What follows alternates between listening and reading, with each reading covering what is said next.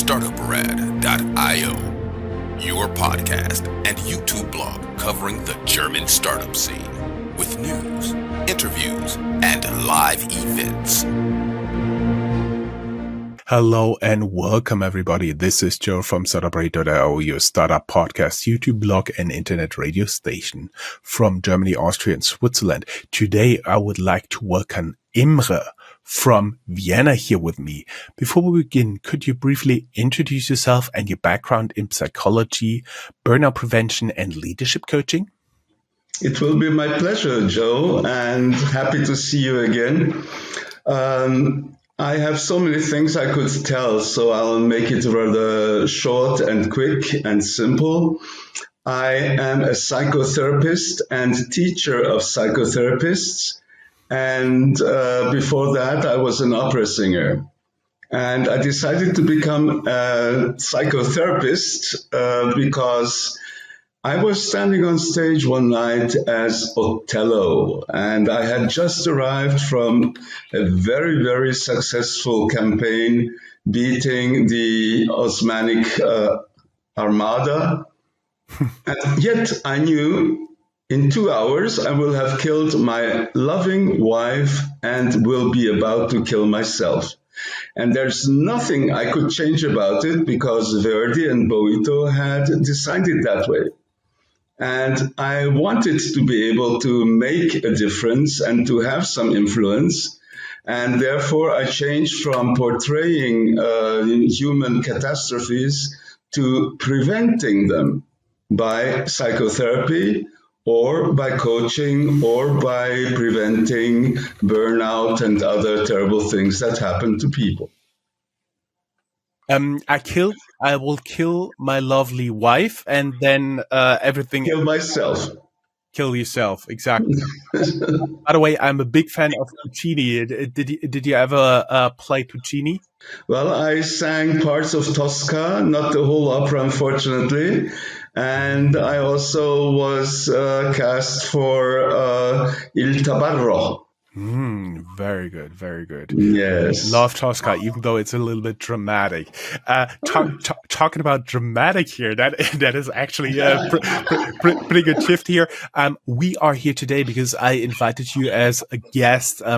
We get something like almost 20 pitches some days, and there what caught my eye was avoiding and detecting burnout in your team. And I thought that would be something I could invite you over talking about that would be of great use to our audience. That's why we're talking today about understanding burnout in teams, not only in you directly, but also if you're a founder in your leadership team.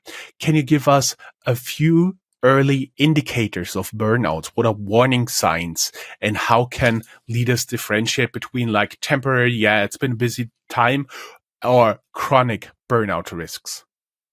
Well, burnout, first of all, happens to those who seem to be most unlikely to suffer burnout because they are the strongest people we have in our teams. But they are also usually the people who do most of the work and put in the biggest effort. And so they don't notice the limit when they come from enjoying their work and doing good work to being driven by their work, even to the point where work becomes the only topic in their life. No private life anymore, no hobbies anymore, only work 7 days a week. And that's a first starting point when work becomes toxic, in the sense that this person is already starting on the road to burning out. Now, we do have a little controversy or ambiguity in this field of burnout, because the process of burnout, and the result, the last stop, have both the same name. And since we can arrive at this final state Also, on 4 different ways, I prefer to call it voidness, emptiness. You are void of every other interesting thing in your life than work. So you can also arrive there by bore out. You can also arrive there by dripping out and by draining out and by being burned off. But we are talking today only about this part where you arrive in voidness by burning out. Mhm. When we've been talking about this up front, I was wondering to my audience if they have ever noticed any increasing sick days, error in really routine tasks or defensiveness in their teams. Let us know in the comments, what was your first sign that something was wrong in your team? You already said there are different ways of burnout that eventually arrive at the point where you cannot work anymore. And where, of course, also you lose the joy in what you're doing, which is pretty bad. Can you tell us a little bit what role leadership has in preventing a burnout? Well, first of all, leadership has to be very attentive to the possibility of burnout arriving in their group. They, as a leader, you must notice that we have been working on our limits now for a longer time. It's okay to go over your limits for a short period, let's say 1 or 2 weeks. But when a group is working way past its limits for several months. For example, you don't have enough people on your workforce. You don't have enough qualification for the jobs that need to be done. You don't have enough people who can care for the other people. Then you will start to see that there are people going into sick leave, not because they are actually sick physically, but they just cannot bear it anymore. And they are usually the best, not the worst.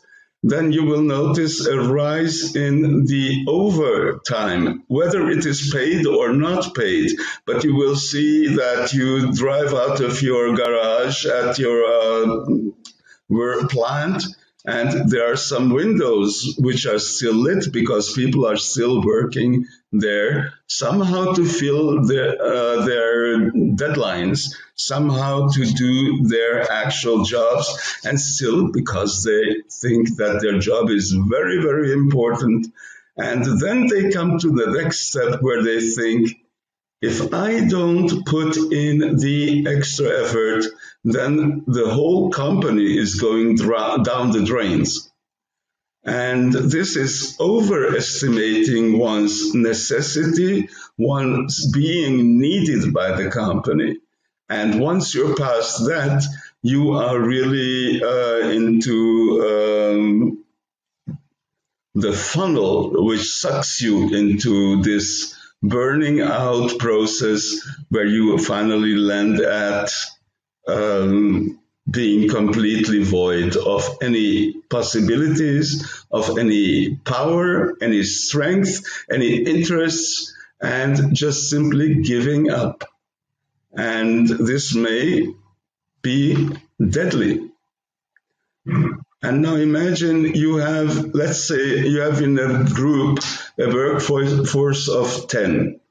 Now, one of them falls out because of burnout, which means that usually the work of 10 has to be done by 9, which of course puts an extra strain on all the 9. Then the 9 again, one of them gets a burnout, so all of a sudden the same workload is distributed to 8 people. And I don't know how you can imagine to go down to finally having one person doing the job of 10. It's impossible. So you have to take measures very early and be very attentive. The easiest way, of course, to find out whether people on your workforce are in danger is to sit down with them when they come back from vacation, if they have taken any, and ask them, well, how was your vacation? Tell me about your vacation. Oh, I was always thinking about the work and all the things we have to do, and I have a new idea how we could do this or that. That person is in danger of burning out. If one of your employees hasn't taken a vacation for a year, that's a very, very bad sign. This person has to be sent to take a vacation and has to be taken care of. You've been talking about from a personal and individual perspective. I would now like to take a perspective, for example, from a C-level executive down to your managing level. Are there certain leadership styles that influence the burnout rate in their teams? Of course, they'll have some type of sick percentage reporting, some type of color indicator, but as you've already shown, when you go from a team of 9, you go from a team of 10, you go down to 9, you go down to 7. That should really, really raise a lot of red flags. Could you talk about the leadership style here? Oh, well, definitely. You see, any leadership style that does not listen very carefully to the sound of their employees is prone to produce burnout and voidness at the end. Also, leaders who think that, oh, I have so much work and I don't see why my employees shouldn't have as much work as well, are also dangerous leaders in the end. And third, I think that any leadership style that goes by numbers, just looking at the numbers, is way, way too far away from the employees. I think leading people is a person's job. You have to have the personality of the leader, and this is not something you learn in any management school, but this is an attitude you have to learn through personality development, maybe even personal training, but that is not what you learn when you follow courses of accounting and of all these numbers-based leadership styles. I'm also quite aware that right now there is a so-called Leadership 5.0, which is basing itself on artificial intelligence. Sorry, a person does not want to talk with another, with artificial intelligence. You don't want to go on a date with some artificial intelligence. You don't want to have your boss as artificial intelligence. You need a person because you work, and that is something you have to keep in mind. You work with and for people. And latest research by Deloitte has shown that people, about 75% of our workforce, come to us because of the company's name, reputation, or because it's a very interesting job, or whatever benefits there are. But 65 to 70% of these people are leaving because of their direct superior, because they have not gotten enough attention, they have not gotten enough mental, emotional rewards. And then there are again 30% who say the workplace atmosphere was so horrible, no fun, no puns, no nothing, just work, and they left for that. But when you ask them whose responsibility it is to have a good atmosphere at the workplace. They say it's the boss's responsibility. So add the 60 and then the 30, you arrive at 90% of those who leave us that are leaving us because of their direct superiors. I was wondering, when you've been saying about the managing by numbers, there are a lot of entrepreneurs, leaders who have organizations big enough that they necessarily cannot talk to all the employees, also thinking about international branches and so on and so forth. How would you recommend they try to avoid the burnouts in their teams without only looking at the numbers? Is it like regular visits, regular exchanges with leadership team there on site?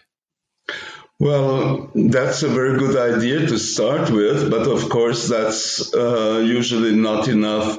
I think that basically our employees of today want to be respected as human beings, and they want to have a little say about what's happening in the company. So we at leovin.com have developed a special tool for companies to get very good feedback from their employees, but not in the usual form, which is you as the employee fill out something and your boss gets it. In our concept, in our project, employees are invited to fill out just 48 questions and grade them from 1 to 9 and send them directly to our company. And we guarantee 100%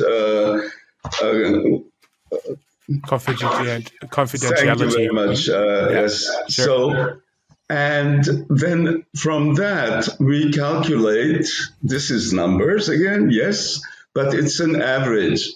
We calculate how much the whole workforce is in danger, and we also provide the employer with a possibility to see which fields of improvement would yield the best results. In addition to that, since all the questionnaires are coded, employees get a first feedback which says, oh, congratulations, you have a very healthy workplace, to, well, some improvement might be necessary, to the point of there is urgent need of action, where they can, provided the company agrees to that, come to our coaches for advice.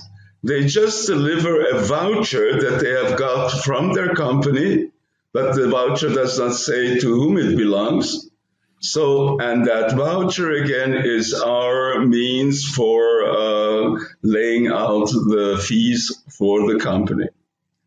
So it is a very, very safe way of employees and employers getting good feedback. Good feedback means it's useful feedback. You can do something with it. And therefore, we have been very successful with this. But since we are very much based on confidentiality, we also do not use our customers for our own advertising, which is something that might make it difficult in this today's field of attractivity, where everybody is boasting with 500 acknowledgements and feedbacks. We don't do that. We invite the company. First, usually it will be the HR responsible, or it's the CEO himself, herself, to have a first personal meeting. Then we are very willing to come to the company and give a speech, a presentation on burnout and its dangers and its effects, and present our model of the project. And then even after that, there might be a vote among the employees, or on the other hand, on the management level, yes, let's do it, or yes, we would like to have this. It's all about trust and cooperation. You cannot force anybody to be truthful because I say, please be truthful. No, please, just be truthful. No, sorry, that doesn't work. That's what is called management style X by McCullough, as opposed to Y, which is more lenient leadership. You are already quite ahead of me. What I want to ask you, let me take one step back before we get into practical strategies for burnout prevention. We already know you recommend involving a third party, involving questionnaires. But before we get into that, can a company do something in terms of workplace culture, avoiding burnout risk? How can they contribute to ingrain in the culture pieces that would avoid burnout, that would minimize, not completely avoid, but minimize the burnout risk? What would that be? There are certain measures, but it makes a difference whether you just try something because you have heard that it worked somewhere, as opposed to, I come back to what I just said, having a precise and clear-cut feedback that says, most likely, for example, improving the feedback culture, or dealing better with so-called mistakes. So I don't call it a mistake culture, I call it a development culture or a learning culture. And then, of course, some people think that they are in the wrong place. Now, if 30% of your employees think I'm in the wrong place, then definitely re-evaluating who is doing what is a very recommendable approach. While if everybody thinks they're on the right place and you evaluate again, that doesn't make any impact whatsoever. You know, it reminds me of an experiment that was done about 100 years ago. A big factory hall where women were assembling light bulbs. And in came a group of researchers and with their pads and everything, and they talked to the ladies, and then they gave the recommendation, let us increase the power of the lighting by 20%. They did it, and the output rose by 20%. Now they said, well, why don't we raise it for another 10%? It was even brighter and lighter by 10%, and the output was 10% higher. And then they said, well, this cannot be true, that the output is a direct, relevant coefficient of lighting. So let us reduce the light by 10% again. And they did it, and the output rose by 10%. And so they really got into researching this, and finally they found out the output was not a result of the lighting, it was a result of being asked about their situation, having somebody caring for them.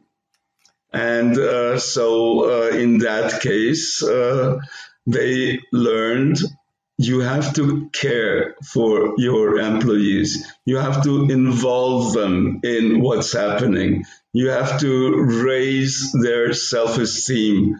But many other possibilities are there too. So I am still an advocate of either asking the employees directly, which might yield unwanted results, like pay me more, let me work less, as opposed to the truly relevant factors, which might be like having more freedom of action or having the information I need at the time I need it and in the full amount I need it, those kinds of things. So then improving the information flow might prevent burnout.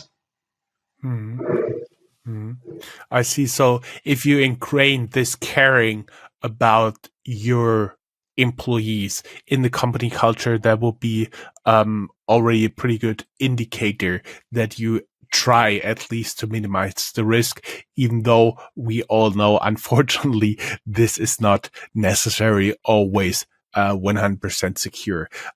Let us get to a little ad break, and when we're back, we talk a little bit about addressing work overload phases and proactive leadership involvement and psychological safety.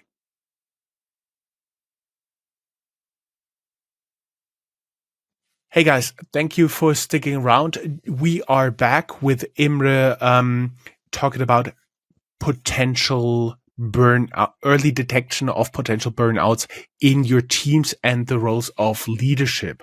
We have just talked about how we can find and address these burnouts and what data-driven approach with feedback culture you are recommending. And we also talked about how to include this potentially in your company culture.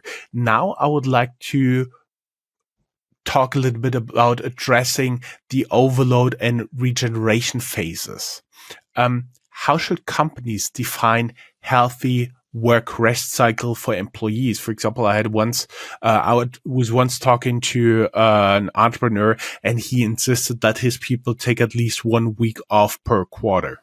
Oh, I agree with that gentleman 100%. And I think I said it before that if a person has not taken leave at all for a whole year, that is definitely a warning sign that burnout might be already way on its way. I think there is a big misunderstanding in general. We have this expression work-life balance. And we think that on the one hand there is work, on the other hand there is life, and they should be in balance. In my perception, this is a big mistake. It's called work-life balance. That means in your work life, while you are at work, there must be a balance between sort of stop and go, taking a rest and then getting to work again. You need these moments of resting, of getting your resilience going at your workplace, not wait until you are at home. And that is something that good workplaces provide. Be it, I know of an organization here in Vienna where they offered half an hour of sports after lunch. So just gymnastics or throwing the ball or frisbee around or whatever was possible due to the weather.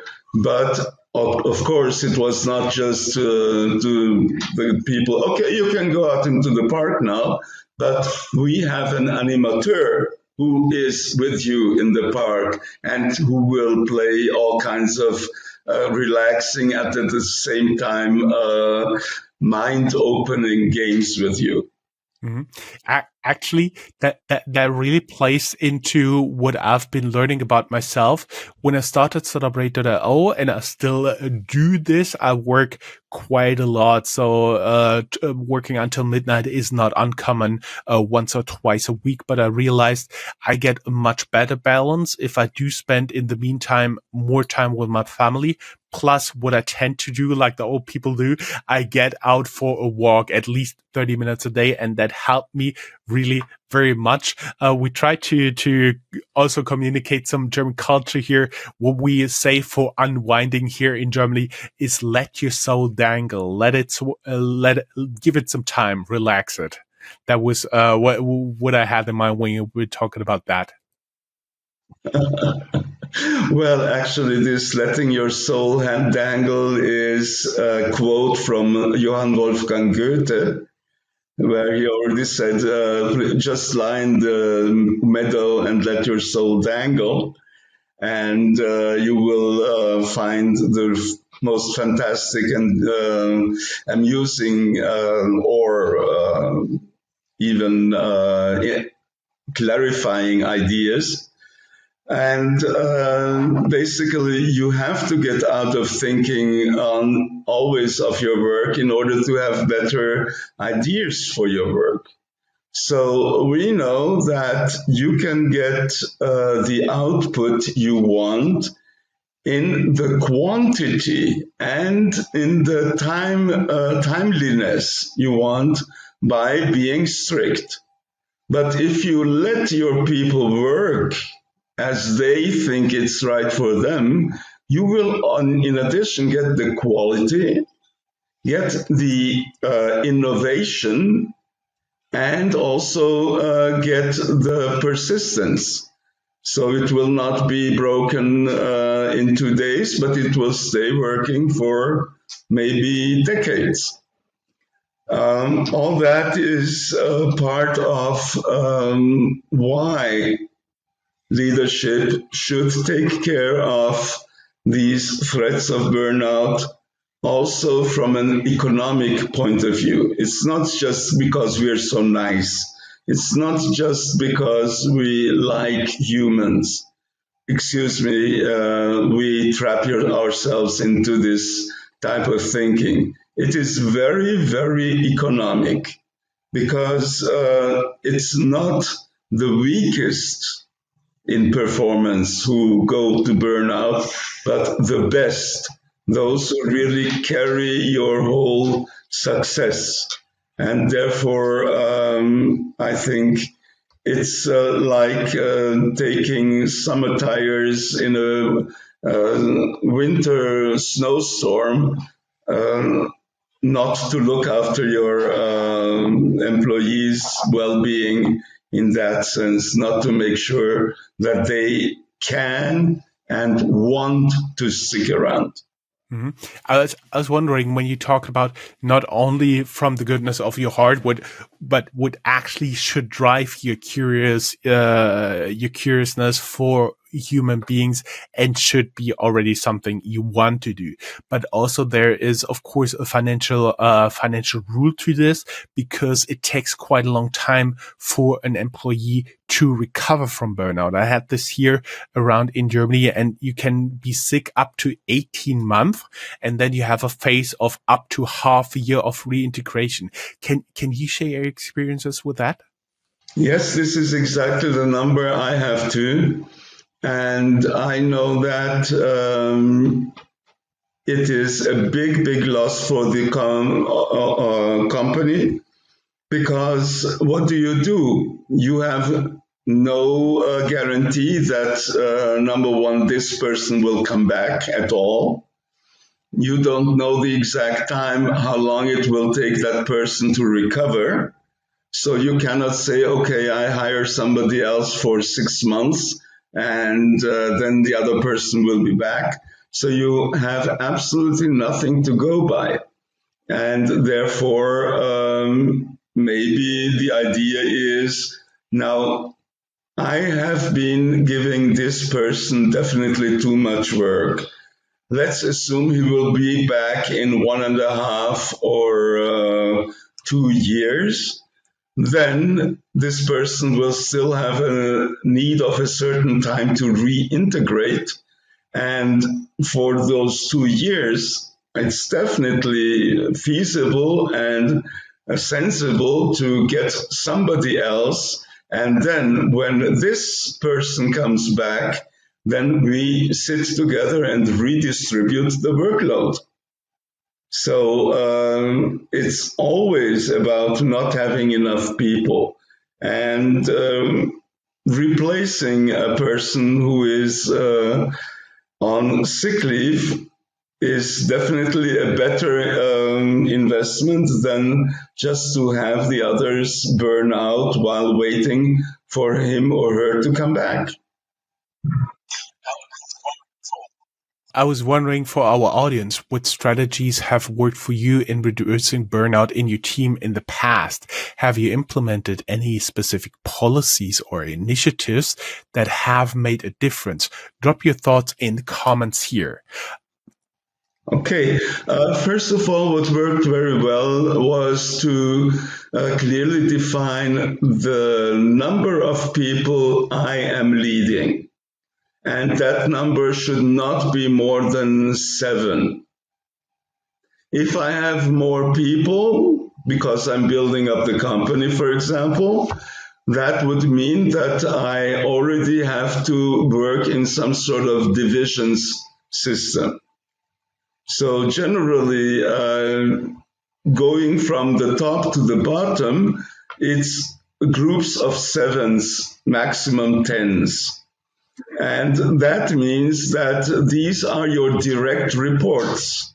You don't have more than 10, let's say, direct reports, and you have to have enough time to lead these direct reports, consequently with all aspects involved. That is to say, with talking to them at least once a year, this famous once a year evaluation in German called Jahresgespräch, where I have seen so many companies who have realized, yes, bosses need to talk to their employees.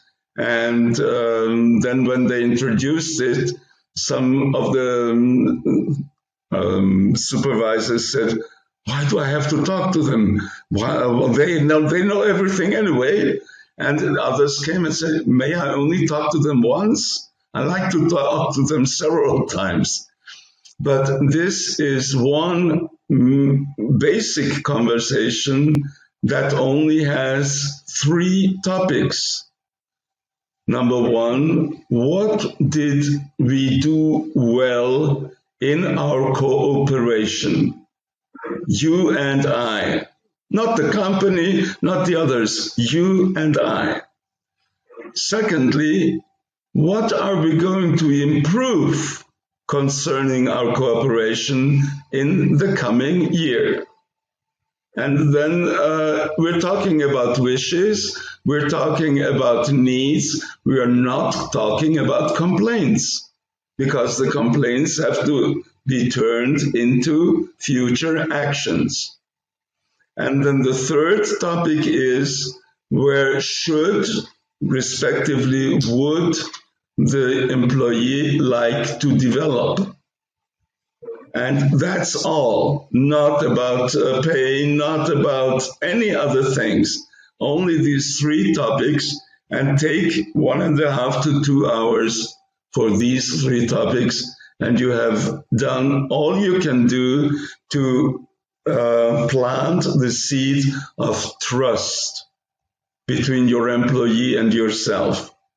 And then you will get honest and valuable feedback from your employee when he will tell you in time, listen, boss, this is getting too much for me. I need some other arrangement.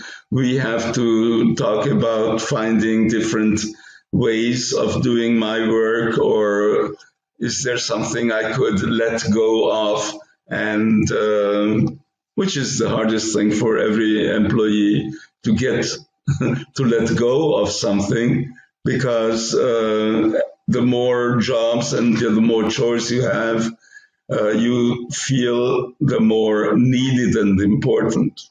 Not just to say powerful, but important. We are a podcast also focused on tech entrepreneurship, talking a little bit about future trends in burnout and burnout prevention here. Do you see any potential with the rise of AI-driven workplace analytic that technology can be used to monitor and mitigate burnout risk? Well, I'm not a great friend of AI, but I'm also not a terrible enemy of it. I think that it needs to be used in a very human way, which is to say, what can be done by AI and not so well done by a human should be done by AI. And that is to have one or two monitoring systems, but never replacing the interaction between superiors and employees, but rather assisting also the employees. So that the employee can see, oh, wait a minute, I haven't had a week of leave for the past 12 months. I need to take one now. And then AI maybe shows a red flag right there to the employee rather than to the boss, where many employees think they are being controlled by some machine or so. I think you may remember this big scandal in Germany where a company had name tags for everybody, but the name tag was at the same time a monitor that was registering every time you passed certain doors. And so usually the company knew earlier than the female employee that she was pregnant because she was going to the loo more often. And so they had an increase in the frequency of her visits to the restroom, which told them, oh, maybe she's pregnant. I think we have to get rid of her before she goes on pregnancy leave. So examples like these stick, unfortunately, in the minds of our coworkers and give them a sort of fear. What if the machines control me even more? So AI is seen usually as a means of being controlled and being manipulated, while put at the person's use and control, it may seem very helpful to say, listen, you haven't had your leave now for such a long time. Hey, you have gained 10 pounds in the last 5 months. The seats can be easy measures of weight. They almost look like scales anyway if you sit in them. At least mine does. So very comfortable, and at the same time, it should tell me, oh, you gained again, or I lost weight, I mean. So yes, AI can be helpful if it is used openly and to the advantage of the employee, and where the employee can understand the meaningfulness of this measure. If not, then you will get very controversial results. Like, imagine, Joe, I am your boss. And I come to you and I'm very open and honest and say, Joe, I would like to motivate you. Oh, now tell me what's going through your mind. I would at first assume that he thinks right now that I'm not motivated enough, right? Yes, and now how do I know that you're not motivated enough? Some machine or some super surveillance must have told me, Mm-hmm. right? Secondly, you will ask, okay, let me see, how are you going to motivate me? There's no way. So, and unfortunately, in every business school, the second or third item on their schedule is learn how to motivate your employees. It's not your job. But the point is, any effort at motivating people is already a step in the inverse direction. So the same thing goes for I want to look for your health. You're not my mother. I mean, I can look for my health myself. But if I say, listen, I have seen that your sick leaves are getting more and more, and I'm worried about your health. And let's see what we can do together to improve your health situation. That's something different because also you must keep in mind that many employees are afraid of losing their jobs if they take too much sick leave. And that would be exactly the sign for everybody. Wait a minute, health it is in jeopardy. And then in order to avoid that, they work overtimes and more overtimes, and that's straight into the funnel of burning out and into failing. Mm-hmm. I see. How do you see the prevention of burnout and other problems at work? Because burnout is just the one we're focusing on here, evolving in the next 5 years. Well, I'm a bit ambiguous in my view. On the one hand, there are more and more leaders learning that they can have the best company and the best technology, but if the workforce is constantly ill, they will not be making any profits.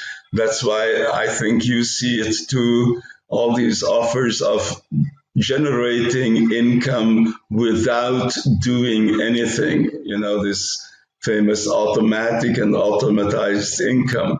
I think it is stupid because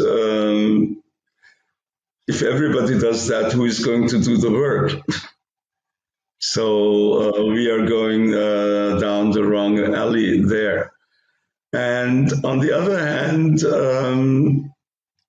all the efforts to reduce human work to less and less mean that we need people who are higher and higher qualified. Now, the higher the people are qualified, the more it is a risk for a corporation that they burn out, because nobody can just come from the street and step in, as opposed to this famous movie with Charlie Chaplin, where they just grab a guy from the street to do the strues. Nobody can come in and do very complex and complicated work. Just,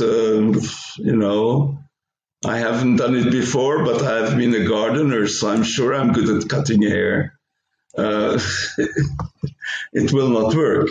We are already talking and learning for more than 50 minutes here. And I was wondering, for your final thoughts, a call to action for leaders, if you could give one piece of advice to startup founders and executives about preventing burnout in their teams, what would it be? It would definitely be to become a real leader, which is to say, forget about the numbers and work on your own personality. Make sure that you do not burn out by doing the wrong things. and spending your energy there.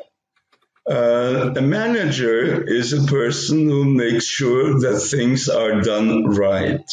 A leader is a person who makes sure that the right things are done. So become more aware of your real role as a leader, and that implicates that you have to have good health, that you have to have enough time to reflect and think about your company, where nobody disturbs you, where you can talk to maybe a coach, maybe several coaches about how to proceed and where to proceed. Great. Thank you, Imre, for sharing insights on burnout recognition and prevention. We appreciate your expertise in helping companies build healthier and more resilient teams. Thank you very much.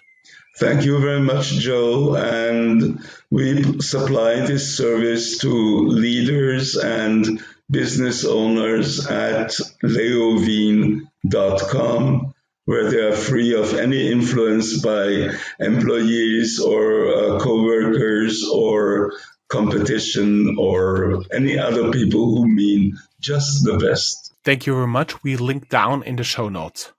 Thank you. Have a good day. Bye-bye. You too. Bye-bye.